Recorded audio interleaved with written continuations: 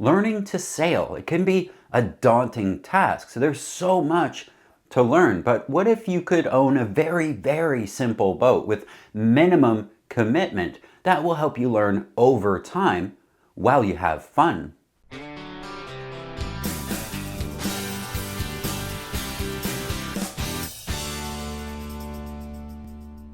Forget about buying a big keel boat for a second. Forget even about the 22-footer that you can trailer to your house.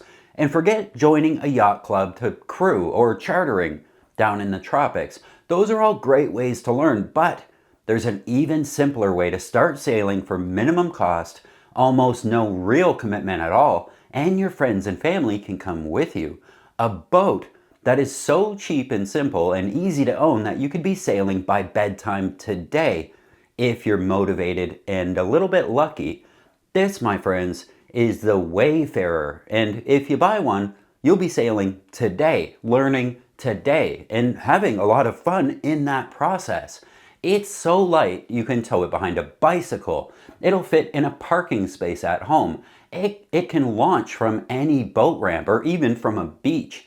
It's slow and lazy and very easy to sail, but it's been around since the 50s, so it's proven, well supported, and very easy to find parts for. The Wayfarer is a wooden or fiberglass hulled fractional Bermuda rigged sailing dinghy of great versatility. It can be used for short day trips or for longer cruises or even for racing. Over 11,000 of these things have been built, so if you want one, you'll find one. The boat's 15 feet 10 inches and broad and deep enough for 3 adults to comfortably sail in it for hours. Longer trips are undertaken by enthusiasts, notably Frank Dye, who sailed W48 Wanderer from Scotland to Iceland and Norway, crossing the North Sea twice. The Wayfarer's size, stability, and seaworthiness have made it popular in sailing schools and led it to be used as a family boat in a variety of locations. From the original wooden design by Ian Proctor back in 1957, many subsequent versions of the Wayfarer have been produced. There's also a double-hulled Canadian clone known as the CL16, featuring a simplified rig but otherwise identical. Genuine Wayfarers can be identified from the W symbol on their sails, but there have been a lot of knockoff boats made too that are still great. The sail plan consists of a Bermuda rig with a main jib and symmetrical spinnaker. The boat uses a retractable centerboard so you can beach it. An optional asymmetric spinnaker and spinnaker chute is available on the newer boats. Also available is a sail patch, which provides flotation for the mast in the event that you knock this thing over. It prevents the mast from going in the water. One Design Racing is active and competitive with these regionally, nationally, and internationally. Over its history, several versions of the Wayfarer have been built. Mark I, this is the first one, the one made of wood. The Wayfarer designed in 1957 to be manufactured by Small Craft Limited and also by amateur builders working from authorized kits, using the measured templates and jigs supplied with a hull and deck made from plywood. Frank Dye's famous W48 Wanderer was, of course, of this type, a testament to its robust construction. The boat is now in the collection of the National Maritime Museum, Cornwall and Falmouth. Other boats of this model are still racing after 60 years in the water, and new ones can still be purchased today on a custom basis from Porter Brothers. The hull is of a 3-plank construction, that is with 2 chines. This provides a good compromise between stability and ease of construction. Both forward and aft buoyancy compartments are fitted with large watertight hatches, and this provides ample stowage space if you're going to take this boat on a longer cruise.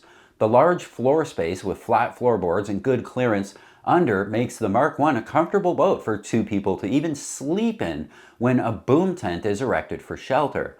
The mast is held in a tabernacle, which was then rigged with tackle on the forestay allows the mast to be lowered and pass beneath bridges pretty easily.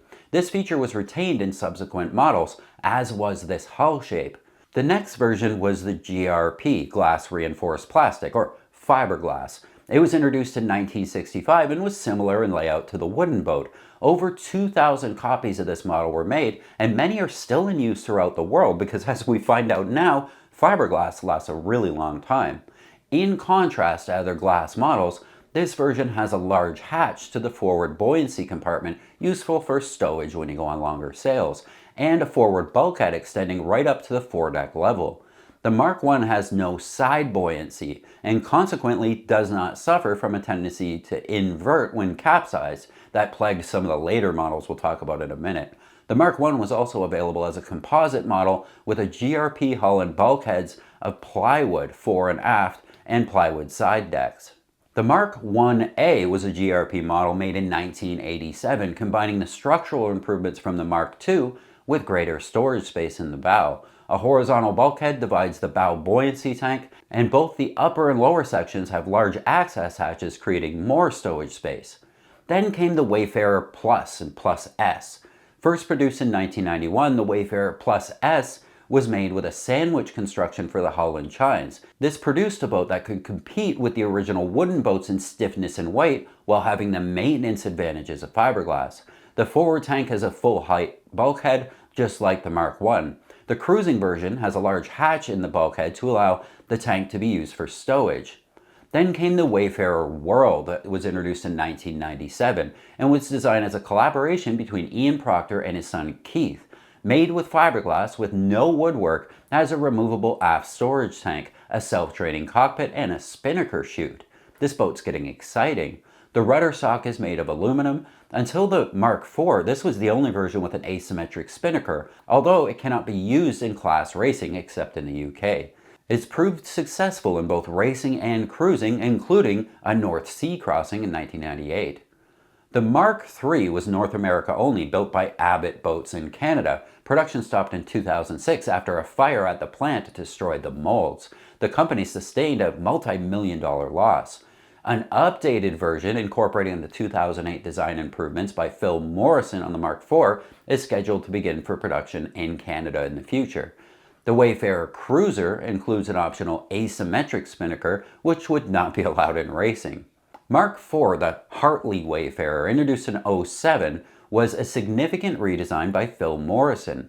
The design was intended to be more modern and spacious inside and easier to right it and drain it after a capsize. This version was also designed to be as fast as, but no faster than the fastest of the original old Wayfarers. The Mark IV is also available in the United States. It has been pointed out by some experienced sailors that designs closer to the original Mark I boats are more suitable for longer cruising because of their better stability and more storage space. The latest versions are more prone to turtling, and righting them can be very difficult. This is the reason many cruising sailors still prefer the old Wayfarer version. So if you see one for sale that's quite old, try to figure out which version it is because it actually might be more desirable than a newer boat. Now, I personally own a version of this boat that I use to teach people how to sail locally, and I can tell you it's the most versatile sailboat that I own, allowing easy deployment, easy storage at my house, and it's extremely easy to use to teach people.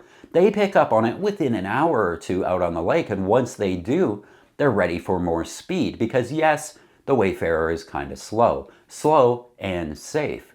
Usually once they can handle the Wayfarer really well and they want more, I put them in the Laser and then I chase them around in the Wayfarer to see if I can keep up with them. And if I did my job teaching them properly, I shouldn't be able to catch them when they're in the Laser. This is after 1 day of lessons. That's how good the Wayfarer is at teaching people how to sail. While you're here, it's springtime, and as we get ready to put the boats in the water and all the excitement around that, you might be wondering about good practices for inspecting the boat before you launch it. We have an article on the Practical Sailor site called Spring Inspection Checklist for Boats. That was a big help for me to read it. I know most of this stuff, but it was a great reminder. It's definitely worth a read. You should check it out. I'll leave a link in the description. Also, please leave a comment below. Have you ever owned a Wayfarer style boat? What advice would you have to pass on to the new sailors? Don't forget to give this video a thumbs up to help our community grow and hit subscribe so I can see you again next time.